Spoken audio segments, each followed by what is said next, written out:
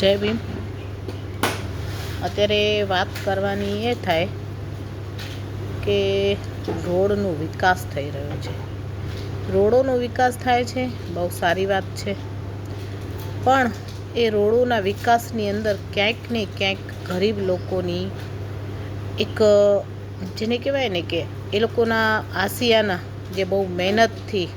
અને બહુ ઈમાનદારીથી મહેનત કરીને રાત દિવસ પોતાનું પેટ કાપીને 2-5 પૈસા બચાવીને એમને પોતાનું એક આસિયાનું બનાવ્યું હોય, ત્યાં જ કોકે પોતાના નાનપણથી કરી અને એવા સપના સંજોયા હોય, અને એ ઘરને અત્યારે સરકાર એમ કહે છે કે તોડી નાખો, એ દબાણ છે, એને આપણે એક સુંદર અને વિકસિત એરિયાઓ વિકાસી રહ્યા છીએ, સુંદરતા લાવી રહ્યા છીએ। તો પૂછવાનું એ થાય છે કે એ જે જનતા છે, જ્યારે એ દબાણ કરીને બેઠી હતી, જ્યારે અહીંયા કાંઈ હતું નહીં, તો ત્યારે સરકારે એમને કેમ ઉઠાડી દેવામાં ન આવ્યો? ત્યારે સરકારે એને કેમ એમ કીધું કે ભાઈ તમે અહીંયા વસવાટ ન કરો, ગમે ત્યારે તમને ઉઠાડી દેવામાં આવશે? તો એ એટલો ખર્ચો ન કર્યો હોય ત્યારે તો નગરપાલિકાએ એને ગટર લાઈન આપે છે, પાણી આપે છે, વીજ પુરવઠા મીટર આપે છે અને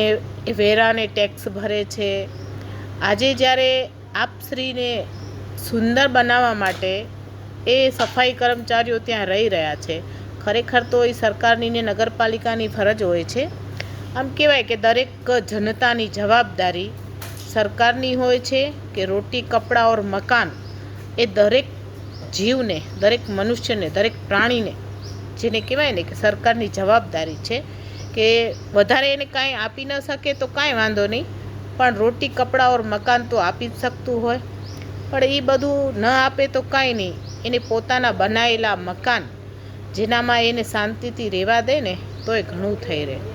હવે પ્રશ્ન એ આવશે કે ભાઈ શું અમે નથી ઈચ્છતા કે રોડ બને, સારા રોડો બને? અમે ઈચ્છીએ છીએ, પણ જે દબાણો થયેલા છે, જે ભૂંગળા ટાઈપને આપ જોઈ રહ્યા છો, સારી જગ્યાએ એવા બ્લેક તાલપત્રીવાળા લોકો આવીને બેઠા હોય છે, આખો દિવસ મજૂરી કરે છે, અને એ લોકો થકી જે ક્રાઇમ થઈ રહ્યા છે, દારૂ પીવાનું, પછી એ લોકોના ઘરની આસપાસ જે એમની બેન દીકરીઓ હોય છે એની સાથે છેડતીના બનાવ બનતા હોય છે,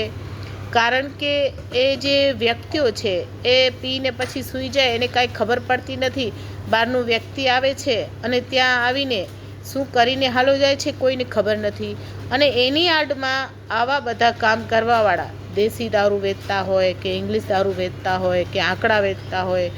કે સટ્ટા રમતા હોય, તો એવી ઘણી બધી જગ્યાઓ ભુજમાં બધા લગભગ જાણતા હશે, ન ખબર હોય તો હું બતાવી દઉં। ગણેશનગર ચોકડી, ભગવતી હોટલ, માધાપર પોલીસ ચોકીની આસપાસ આરટીઓ,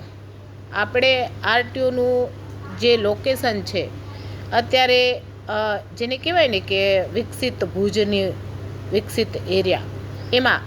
એક નાનકડો હનુમાનજીનો મંદિર છે। એ મંદિર પાછળ જ એવું ખરાબ કૃત્ય કરવામાં આવી રહ્યો છે।